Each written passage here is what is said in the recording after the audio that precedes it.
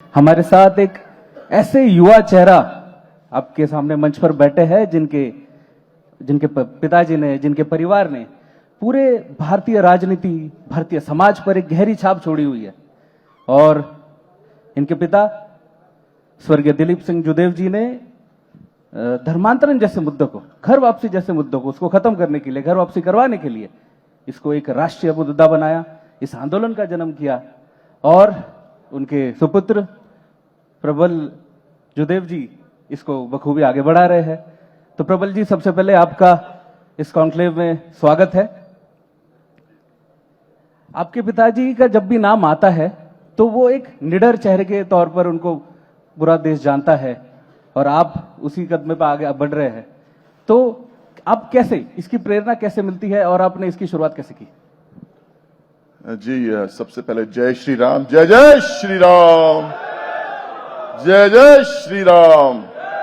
भारत माता की, भारत माता की जय।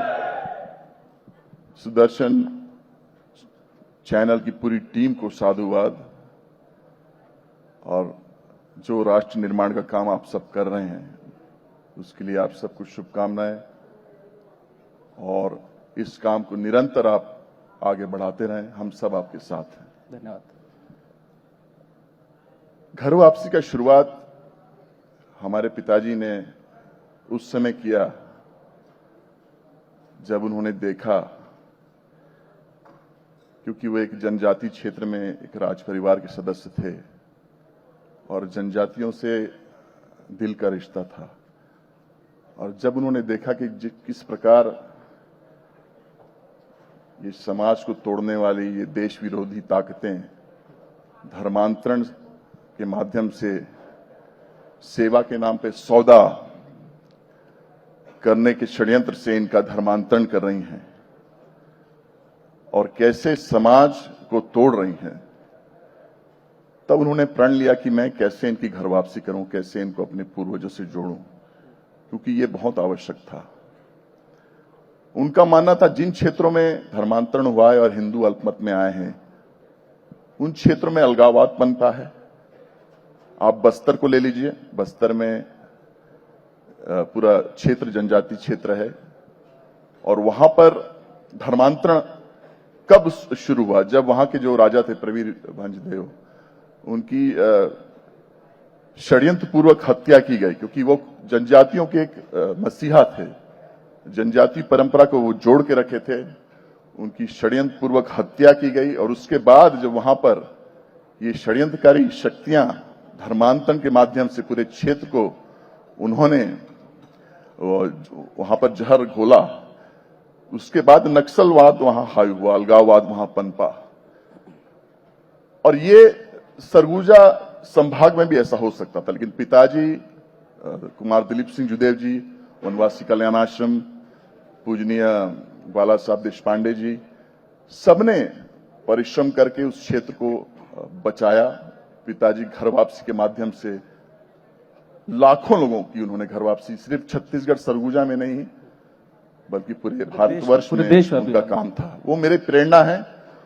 वो हमेशा बोलते थे कि देश से बड़ा कुछ नहीं होता, और देश तभी मजबूत होगा जब सनातन मजबूत होगा, तभी देश मजबूत होगा। इसलिए सनातन को मजबूत करने के लिए अगर उनको अपनी प्राण भी देना पड़े तो वो पीछे नहीं हटेंगे। वो मेरी प्रेरणा है, और इतिहास साक्षी है। जिन क्षेत्रों में हिंदू कमजोर हुआ है, हिंदू अल्पमत में आया है, वो क्षेत्र भारत से कटता गया है। जहां हिंदू बटा वाह देश, बिल्कुल, जहां हिंदू घटा है देश बटा है। My father is my inspiration, और इस घर वापसी कार्य को मैं निरंतर करता रहूंगा जब तक मेरे शरीर में प्राण है। तो कहीं ना कहीं हम ये मान सकते हैं कि स्वर्गीय जुदेव जी एकदम वैचारिक स्पष्टता उनके पास कि भाई इस चीज में कोई कॉम्प्रोमाइज नहीं करना है, कि घर वापसी में फिर चाहे आपको कैसा भी प्रेशर आए, कुछ भी आए, कोई तो कहीं आपको लगता है कि आज के इस मॉडर्न डे पॉलिटिक्स में इस चीज की कमी है, उनके जैसी स्पष्टता की कमी है, उनके जैसी निडरता की कोई कमी आपको लग रही है? मेरा मानना है उनके जैसे लीडर आज तक कोई मैंने तो नहीं देखा। मोदी जी की लीडरशिप से काफी कुछ मैं खुद प्रेरणा लेता हूं। पिताजी का एक उनका वो हमेशा कहते थे जो आप बिलीव करते हैं उसको खुल करके बोलें, न केवल बोलें, उसको करके आप दिखाएं ताकि परिणाम सामने आए। और वो किसी से डरते नहीं थे, वो निडर योद्धा थे। आज समय थोड़ा बदला है और आज ऐसी नेतृत्व की आवश्यकता है, जिसको आप मानते हैं, जिस पर आप बिलीव करते हैं, उस पर आपको बोलना भी पड़ेगा और काम भी करना पड़ेगा। बिल्कुल। हम अभी लीडरशिप की बात करें तो स्टेट की बात करते हैं तो छत्तीसगढ़ मतलब हम जानते हैं कि कितना नेचुरल रिसोर्सेज है यहाँ पर, जी। जो कि बहुत अंडर एस्टिमेट किया जाता है। तो अभी छत्तीसगढ़ किस दिशा में जा रहा है? जी, यहाँ काफी नेचुरल रिसोर्सेज भी हैं, जनजातीय क्षेत्र है। और मेरा ये मानना है कि हमारे जो मुख्यमंत्री हैं आदरणीय विष्णुदेव साय जी बहुत अच्छा काम कर रहे हैं। हमारे पिताजी ने उनको गाइड किया और मुख्यमंत्री जी हमेशा पिताजी का नाम भी लेते हैं। और आज पिताजी गर्वान्वित महसूस कर रहे होंगे जहां भी होंगे कि मेरा विष्णु जो काम कर रहा है, वो जो मैं सपना देखा था छत्तीसगढ़ के लिए, वो सपना को पूरा होते वो देख रहे हैं।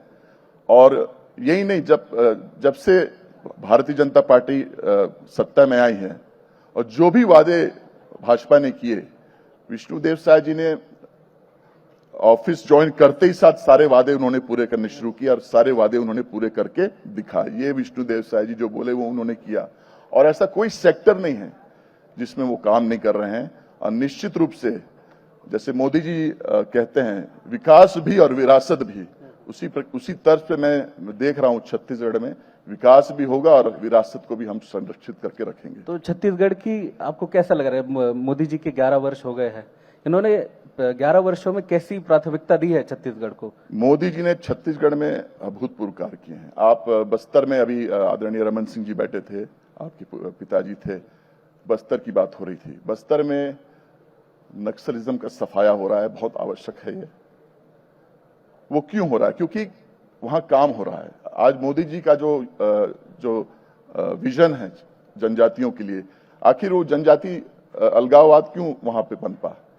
शिक्षा के कारण, बेरोजगारी के कारण अधिक भ्रमित कर दिए गए, इसलिए वहां नशा जिस प्रकार वहां पे हुआ तो लोग गलत डायरेक्शन में गए और अलगाववाद उन्होंने वहां पर आया और नक्सलवाद वहां पे पनपा। आज मोदी जी गरीब कल्याण योजना और कितनी सारी योजनाओं के माध्यम से उस क्षेत्र में वो काम करवा रहे हैं, जिसको हमारे अमित शाह जी उसका क्रियान्वयन कर रहे हैं, हमारे मुख्यमंत्री जी उस पर काम कर रहे हैं।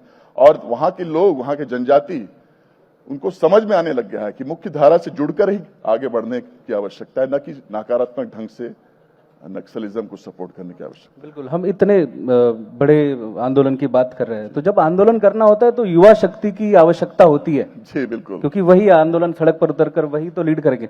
तो युवाओं की क्या भूमिका है प्रदेश में, राजनीति में? आपका क्या टेक है इस पर? मेरा मानना है कि युवाओं की सबसे बड़ी इंपॉर्टेंट भूमिका है और युवाओं को आगे आके काम करने की आवश्यकता है।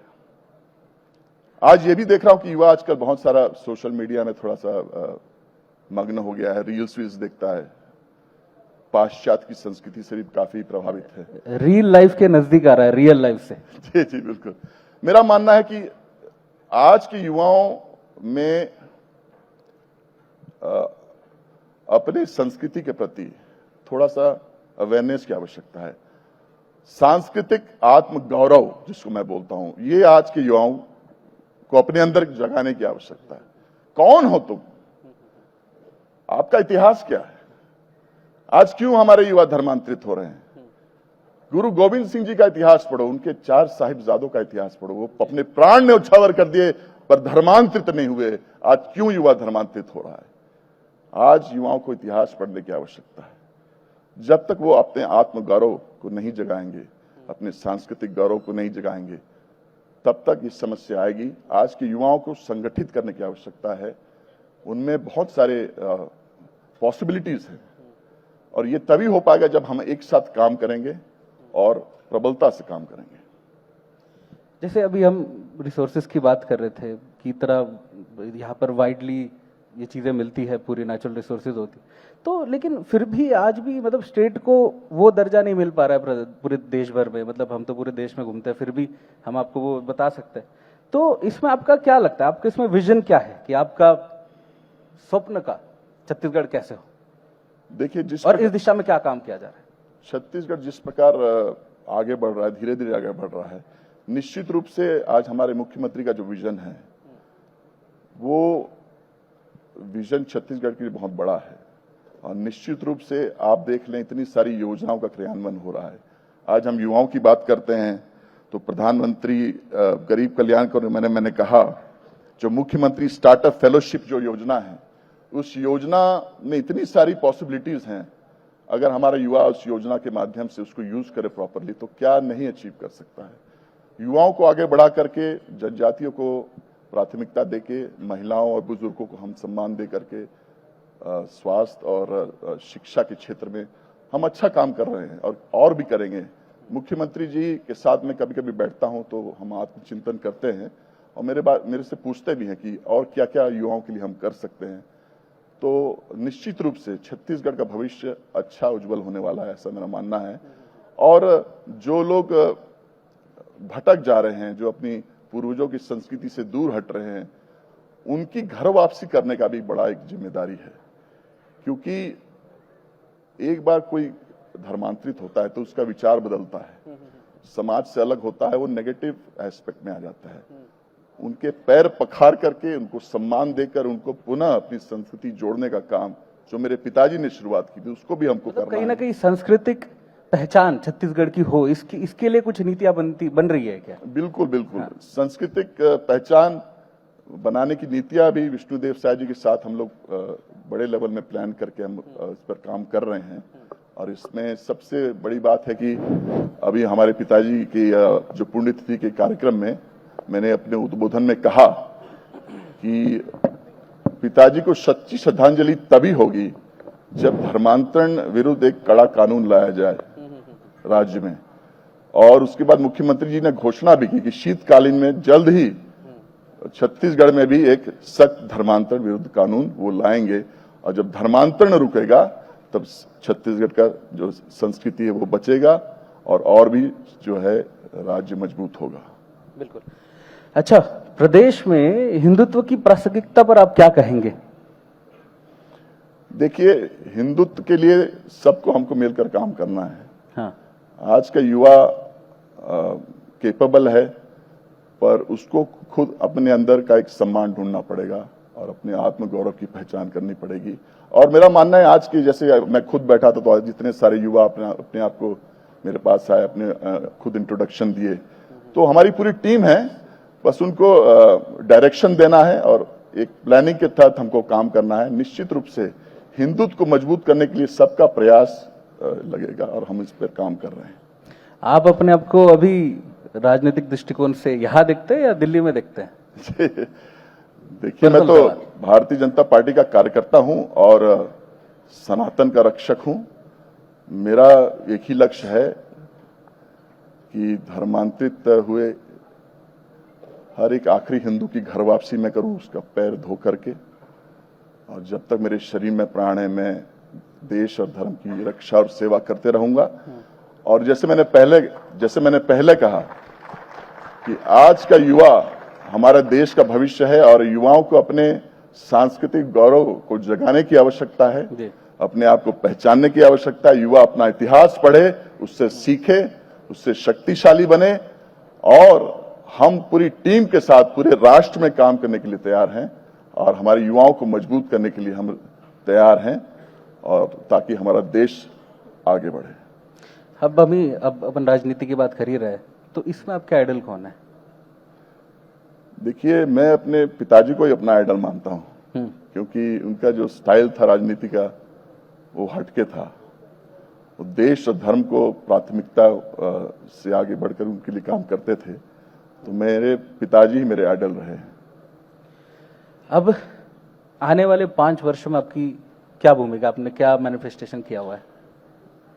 आने वाले 5 वर्षों में मैं अपने आप को जितनी ज्यादा हो सके मैं अपने, मतलब एक स्टैटिक प्लान तो आपके लाइफ का गोल सेट किया हुआ है कि भाई घर वापसी करानी है हर आखिरी हिंदू। युवाओं को मजबूत करना है, युवाओं को मुझे मजबूत करना है, क्योंकि युवा हमारे देश की भविष्य हैं। और कहीं ना कहीं मुझे लग रहा है कि युवाओं को प्रॉपर रिप्रेजेंटेशन नहीं मिल पा रहा है, उनको प्रॉपर सपोर्ट जिस तरीके से हम लोग दे सकते हैं उस तरीके का सपोर्ट उनको देने की आवश्यकता है। उनके अंदर कॉन्फिडेंस बढ़ाने की आवश्यकता है ताकि वो मजबूत अंदर से भी बने और शारीरिक रूप से भी मजबूती की आवश्यकता है, क्योंकि आने वाले समय की चुनौतियों के लिए युवाओं को मानसिक एवं शारीरिक रूप से मजबूत होने की बहुत आवश्यकता है, क्योंकि आने वाले समय में बहुत सारे चैलेंजेस उनको फेस करना पड़ेगा और भारत का युवा ही भारत का भविष्य है।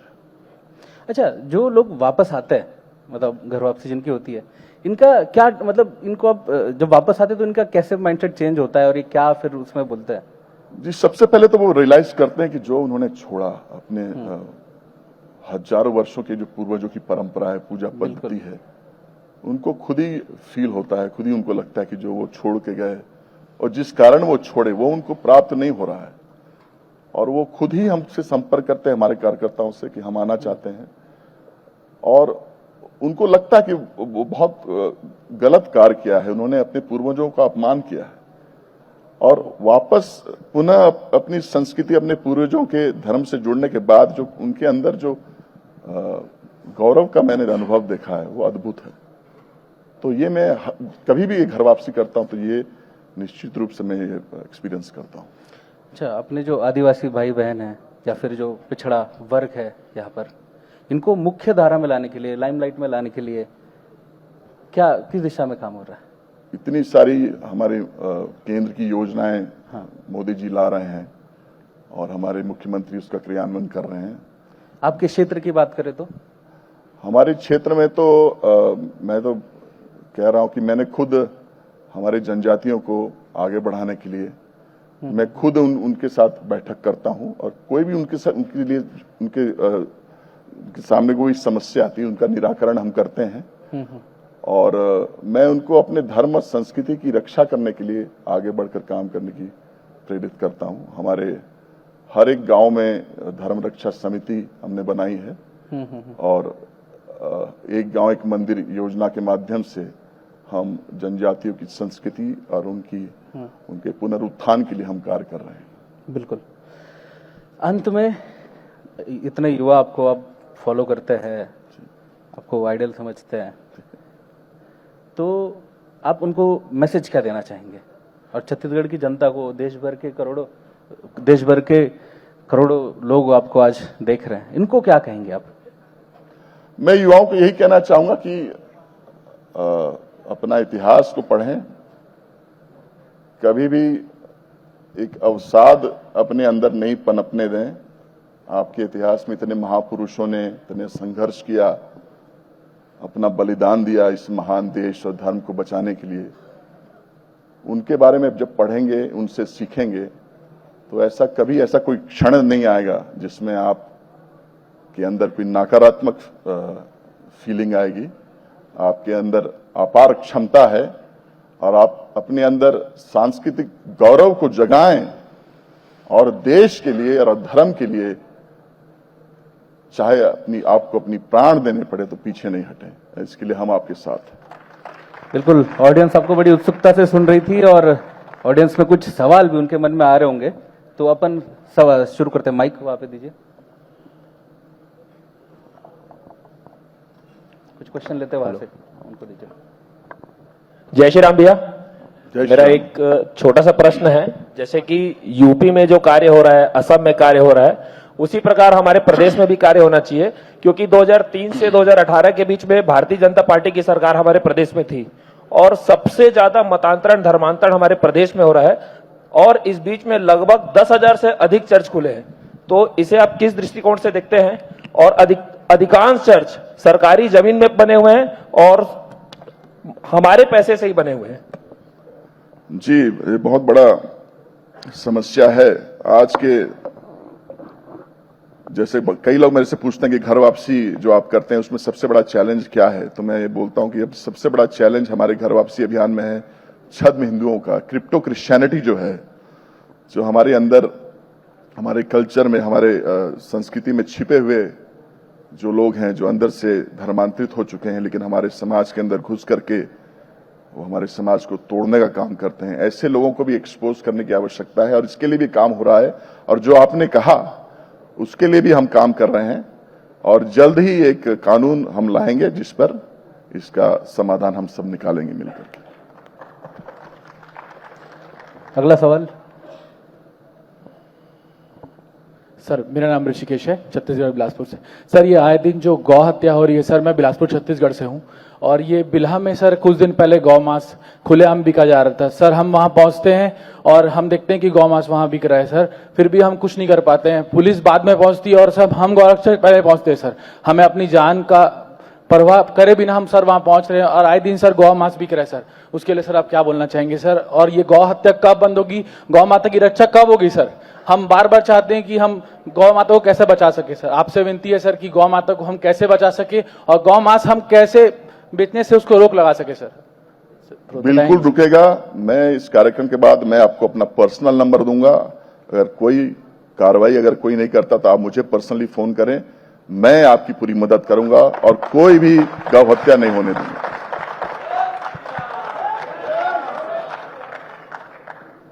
ठीक है, अगला प्रश्न जिनको पूछना है हाथ ऊपर करिएगा। हाँ, जय श्री राम। मैं इधर सामने। सरोरा निवासी हूँ, लेखराम साहू मेरा नाम है। सन 2004-5 में मेरे यहाँ धर्मांतरण हो रहा था। वो धर्मांतरण करने वाले और धर्मांतरण रोकने वाले पलारी क्षेत्र में हुआ था, उसको मार के भगाया गया था। तो वही जो धर्मांतरण करने वाले लोग पुनः सरोरा में मिल गए, तो उस समय काफी वाद विवाद हुआ था और उसको हम लोगों ने तो 2004-5 में उसको जूता चप्पल पहना के पूरी गांव गली घुमाए भी थे। बहुत सही किया। लेकिन आज भी वो जो है कि पहले झोपड़ी नुमा था, लेकिन आज उसका महल पे महल बनते जा रहे हैं। पहले 8 से 10 लोग जाया करते थे, लेकिन आज सैकड़ों लोग वहां पे जा रहे हैं। मतलब बढ़ते क्रम में है धर्मांतरण। मैंने 8 साल भी पेशी चला है सर, उसके साथ सरकारी गवाह था मैं। तो इस पर थोड़ा सा विकास फोकस डालिए सर। कार्यक्रम के बाद इस विषय पर अलग से मैं आपसे चर्चा करूंगा जी। और भी डिटेल में हम जाएंगे इस पर और कार्रवाई भी करेंगे। जी सर, धर्मांतरण बढ़ते क्रम में है कुल मिला के। धर्मांतरण बहुत बड़ा समस्या है और इसका निराकरण हम सबको मिलकर हमको करना है और कर रहे हैं हम लोग। जी सर, एक धन्यवाद। आखिरी सवाल और लेते हैं। यहाँ पर हाथ ऊपर करिए, आप हाथ ऊपर करिए तब आपको एक आखिरी सवाल लेते हैं।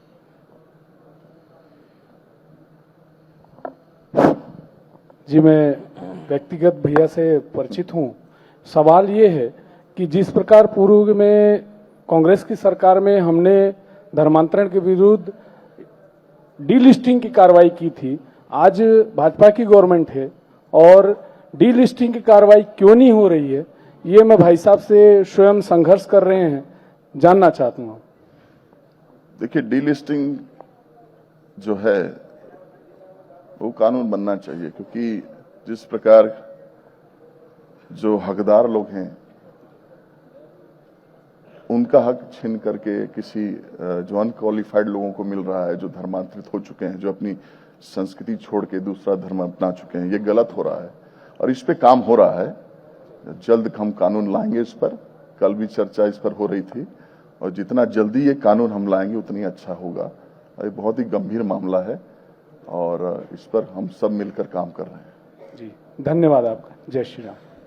तो ये थे प्रबल प्रताप जयदेव जी और आपने देखा कि इनके पास इनके पिताजी का आशीर्वाद है, मोदी जी और सरसंघचालक भागवत जी का भी मार्गदर्शन है, मोदी जी का मार्गदर्शन है और ऐसे ही ये इस पूरे आंदोलन को हमेशा आगे बढ़ाते रहेंगे। इस पर हम आपको शुभकामनाएं देते हैं। जी बहुत बहुत और धन्यवाद। आप आए, आपने समय निकाला, उसके लिए बहुत बहुत धन्यवाद। जय। बहुत बहुत धन्यवाद।